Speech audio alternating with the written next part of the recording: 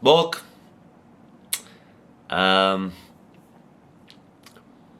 Ovako. Najveći problem Otvorenog radija je to što je dopustio da postanem preotvoren za druge opcije. Glupa fora. Glupa fora, imao sam koliko, tipa barem 4 mjeseca da smislim kako ću vam objasniti ovaj transfer. To je najbolje da smislim. Uglavnom, da, od 11. mjeseca znam za ovo, ali morao sam šutit. To je bio dio dogovora i headhuntali su me. Tako da nakon svoje najveće ljubavi vraćam se svojoj prvoj ljubavi. Šta mislite, gdje idem? Ajde, pričekam malo da napišete pa možemo dalje. Zapravo, znate kaj, otvorit ću si pivu, ja, dok čekam, jer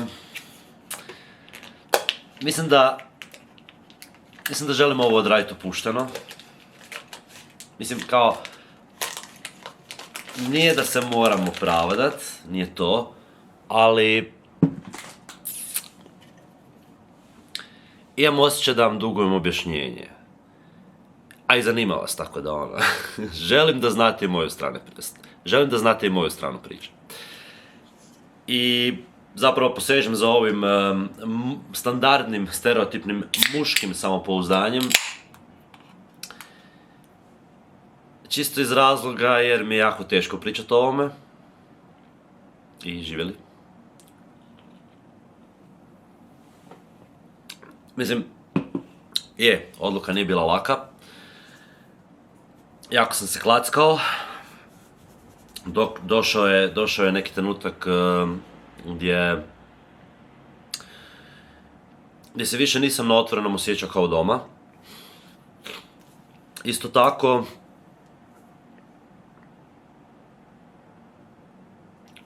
ako odem negdje drugdje, osjećao sam da izdajem brand u koji sam godinama vjerovao i da izdajem i ostavljam sve vas koji ste slušali Otvoreni i pritom još voljeli na mene naletiti na radiju. Znam da ima i onih koji slave što me više nema tamo, ali vama kojima je to bila tužna vijest, vama osjećam da dugujem objašnjenje. Stvarno nije lako pričati o ovome, jer bojim vas se malo. Bojim se osuđivanja, bojim se kritiziranja. Svega što ćete pomisliti i imati reći na ovo. Jer onak čovjek sam. Nisam od čelika ili ne znam. A isto tako ne želim ni biti premekan, tako da imate dopuštenje da ste iskreni prema meni. Ako vam uopće treba dopuštenje. Jer ja ću sad biti iskren prema vama. Koliko god je to moguće, a da ne uvrijedim nekoga jer zapravo nemam potrebu za tim.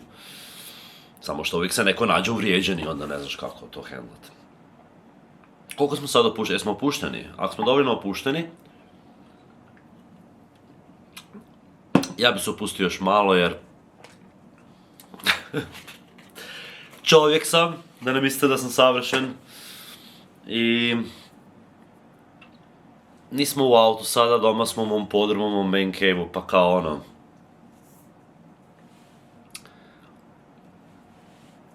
logično je da se osjećam ugodno, jel? Tako da, oprostite zbog ovoga. Ne promoviram, nije zdrava navika, ali kad je čovjek nervozan, ima te neke svoje male trikove kad se da se osjeća svoj, šta ja znam, glupi komentari, ali ajmo natrag na temu. Uglavnom, nadam se da neću uvrijediti nikoga, znam da definitivno Otvoreni to nije zaslužio. Ali, htio bih da smo svjesni da je ovo totalno drugačiji posao od bilo kojeg drugog, znači posao na radiju, jer, na primjer, radiš u banci i promijeniš banku i nikom niš. Znaš, ono, logično je, kao pa zašto, pa tako, jel, kao vrijeme za promjene, bolji uvjeti, bolja plaća, bliže mi je, novo okruženje, nove kolege, oni mi nisu valjali, bla bla, sve to onak logičan neki slijedi. Mislim da je isto, na primjer, i za trgovinu, kafić, bolnicu, cvjećarnicu, šta god, ono, koji god posao se baviš, mislim da je normalno da se posao promijeni. Isto tako, ako ti je dobro, normalno je da ostaješ tamo do penzije. Ali mediji su nešto drugo. Zapravo možda čak televizija i novine i portali ne idu u tu kategoriju s radijem, jer radio je posebna priča. Na radiju se povezujemo na nekoj drugoj razini. Ne toliko možda kolege, koliko vi, slušatelji i mi, voditelji. Jer radio je stvarno nešto jako osobno. Onako puno sebe daš unutra i isto tako vi dajete puno sebe i to je ta neka trampa i razmjena osobnosti, osjećaja, karaktera, da je to nestvarno. Iako često zvuči kao prazno, jer mnogi će reći, kaj vi samo čitate prognoze, puštate pjesme, bla bla bla. Ali ima nešto dublje, ima tu nešto dublje i evo, nakon 10 godina na Otvorenom, dogodi se ta neka povezanost na radiju sa svima koja je neopipljiva, koja je neopisiva, koja... Ne znam, evo, iako se ne poznamo osobno, ne znam kako izgledate, ali... Nemam riječi kojima bi opisao koliko puta ste utjecali na mene. Koliko puta ste me nasmijali, učinili život kad je bio jako težak lakšim, podnošljivijim, zapravo zabavnim. Popravili mi raspoloženje, spasili dan, promijenili mišljenje, opustili me, nasmijali. A paradoks je da je to bio moj posao. Dati vama, jel, taj feel good osjećaj. Nadam se da sam uspio dovoljno puta. Znam da ste vi jako punili mene. I zapravo...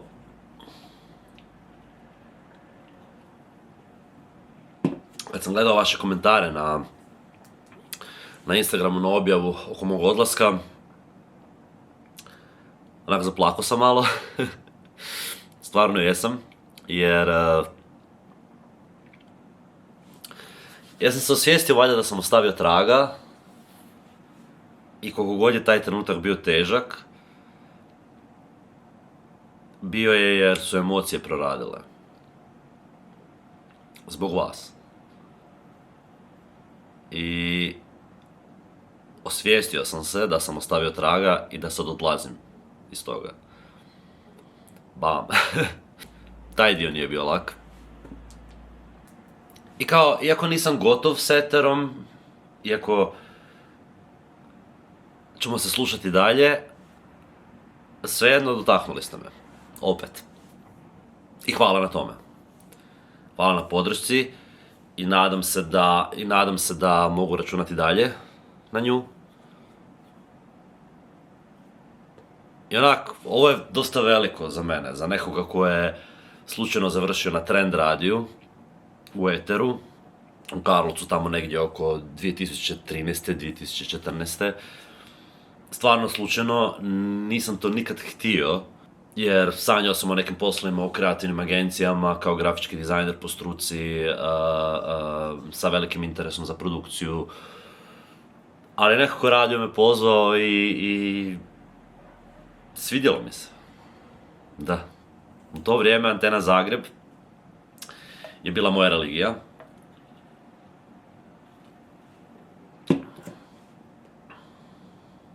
To je bila prva pojava radija na način da mi onak sjela, da sam se osjećao dobro uz njega, ono, da me zabavljao i kreativno nabrio za bilo što sam radio.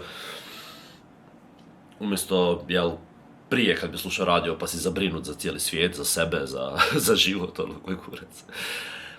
Antena je bila razlog zašto sam počeo slušati radio. I dok sam bio na Trendu, dao sam sve od sebe da preslikam Antenu Zagreb na Trend radio u Karlovcu. I funkcioniralo je taman dovoljno da rasplamsa tu moju strast prema radiju još više. Ali eto, spletom okolnosti, tamo mi se dogodilo da je tadašnji direktor okrenuo mi u nekom trenutku leđa. Jer nisam htio biti doušnik, igrat neke prljave igre protiv tamo kolega i ukratko došli smo do neke faze mobinga, toliko jako da mi se znalo povraćati prilikom ulaska u zgradu, stvarno mi je tu sam osjetio i to više nije zdravo. Ali mislim zapravo bi realno, kad razmisliš, treba biti zahvalan tom čovjeku danas. Jer odvelo me na jedno fantastično putovanje sve to skupa. Tako da... Tako je nekako sve krenulo, znaš. I... Prvo sam vidio neki oglas za Laganini.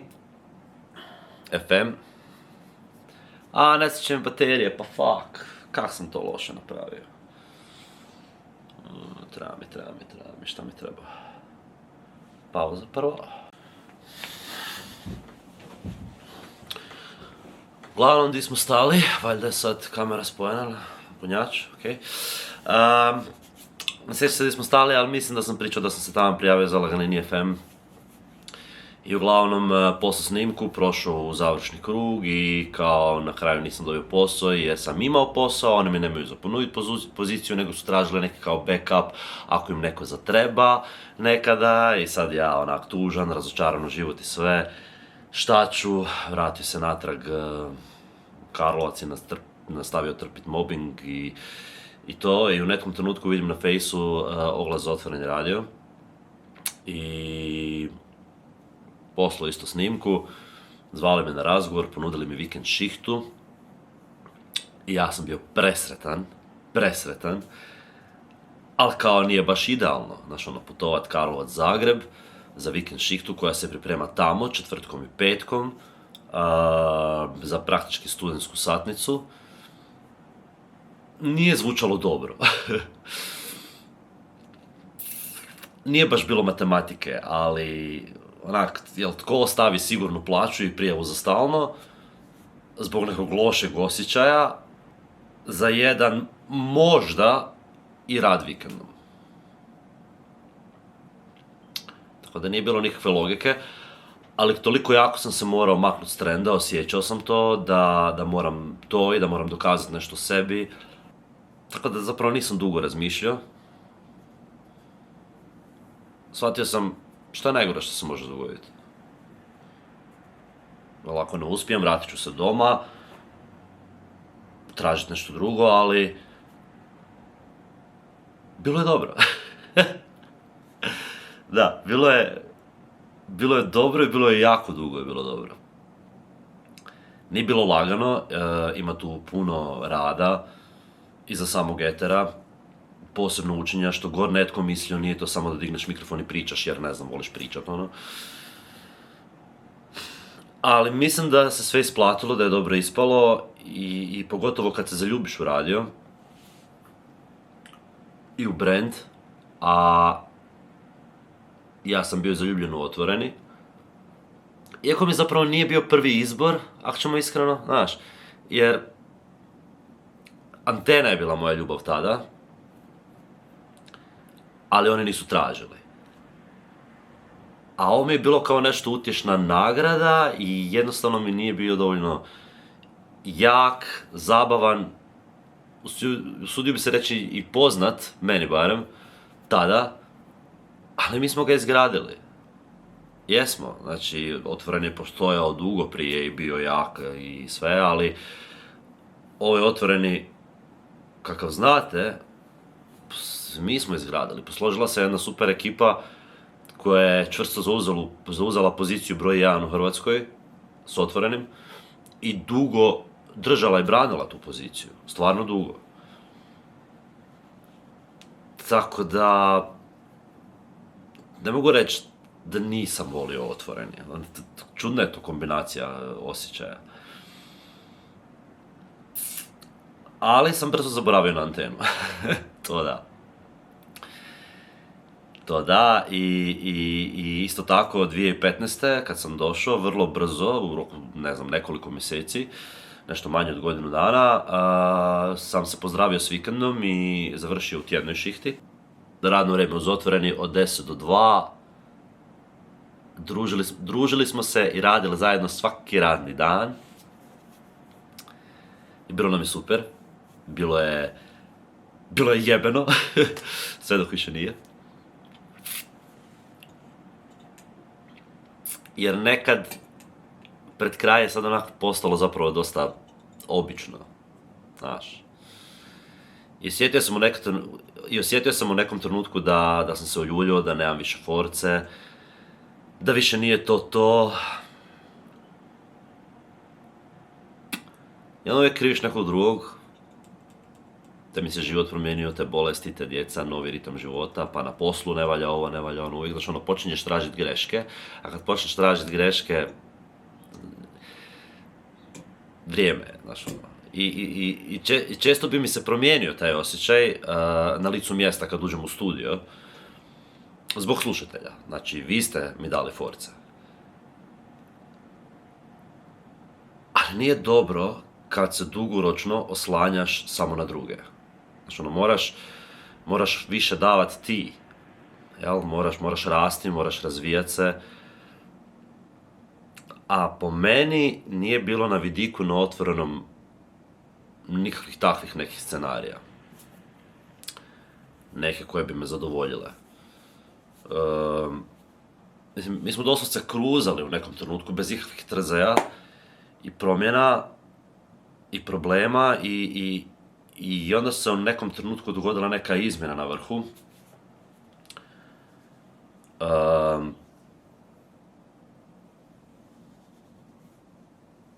Kod onih odijela i kravata koji donose odluke, ali to.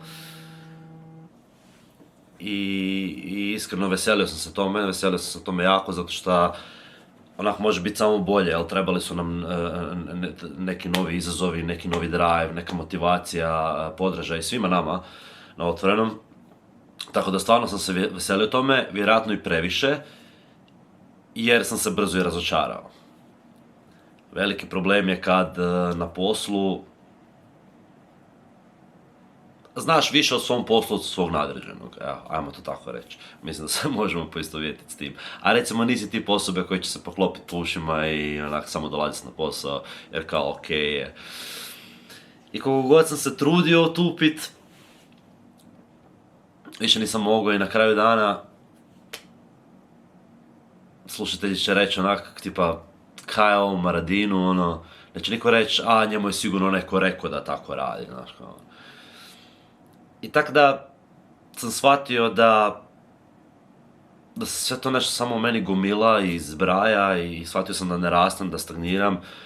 Morao sam prelomiti u nekom trenutku, iako sam zapravo već s jednom nogom bio vani.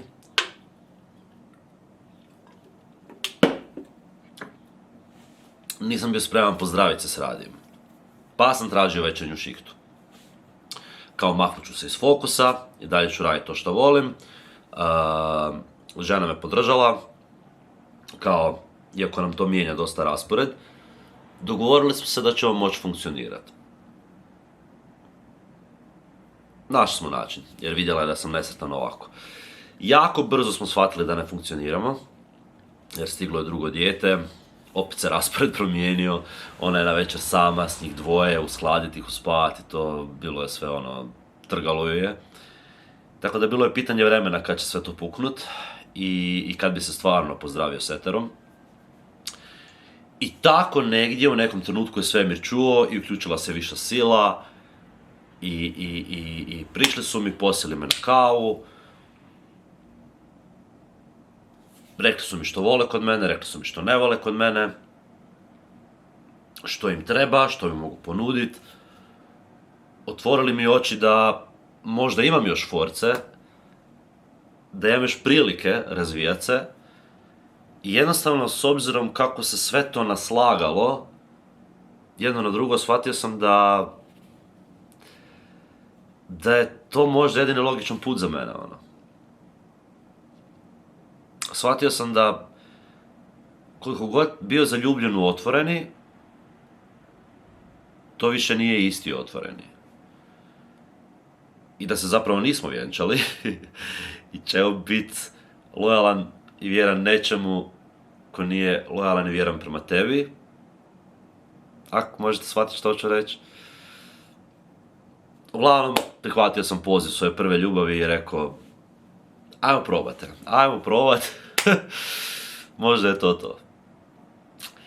I tak da, evo, to vam je to. Možete početi udarati po meni u komentarima, spreman sam. Možda sam vas razočarao svojom odlukom, možda sam vas razočarao i zato što tu nema neke posebne priče. Zašto sam otišao? Nema nekog sočnog trača. Nema ništa ružno što bi mogao izdvojiti kod... Čekaj me vani malo!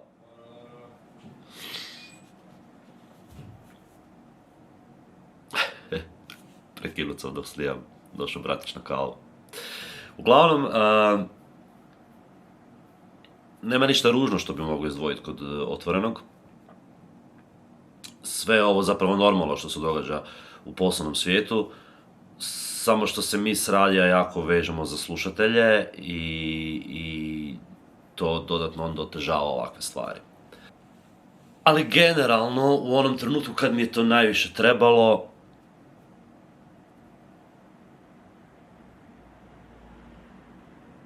Otvoreni radio je bio nešto najljepše što mi se dogodilo. Da.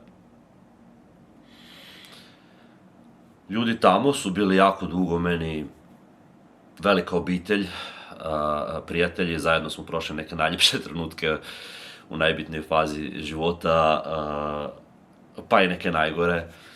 Jel, znači, em su me oženili, em su me skučili, em smo dijete rodili, bolesti otkrili, neke preležali u bolnici. Onako, bili su mi podrška, prijatelji, obitelj, kolege, sve. Jako dugo. Isto tako, sve ih je manje bilo tamo. U kući. I feeling se mijenjao. Nije mi više bilo jednako ugodno. Sad sam se nekako više osjećao kao neki gost i kao stranac nego dio obitelji. I to je to. To je znak da je vrijeme. Sve drugo bi bilo samo produljivanje agonije. Tako da morao sam donijeti odluku i donio sam ju i zapravo je se veselim. Da. I stvarno da. I to je novi početak za mene. I to s mojom prvom ljubavi. Ali da nije bilo lako presjeći nije. A onda je naglo postalo lako. Čudna kombinacija osjećaja. Sad ne znam u kojem ćete trenutku gledati ovo. Ali evo, kroz par dana se možemo slušati na anteni. Svaki dan, od 1 do 5. Nadam se da ćemo se družiti, zabavljati ko nekada i da ćemo si međusobno davati podršku, pa kroz lijepe i kroz ružne dane. Ali toliko od mene za sada. Morao sam riješiti ovog slona u sobi i raščistiti zrak prije nego što ovaj novi početak za mene krene i čujemo se opet uskoro. Da. Aj bok. Pa! هلا اجا الزعيم العظيم مرادين مدفكر الشعب يقول اني حاكم كريم اي ايوه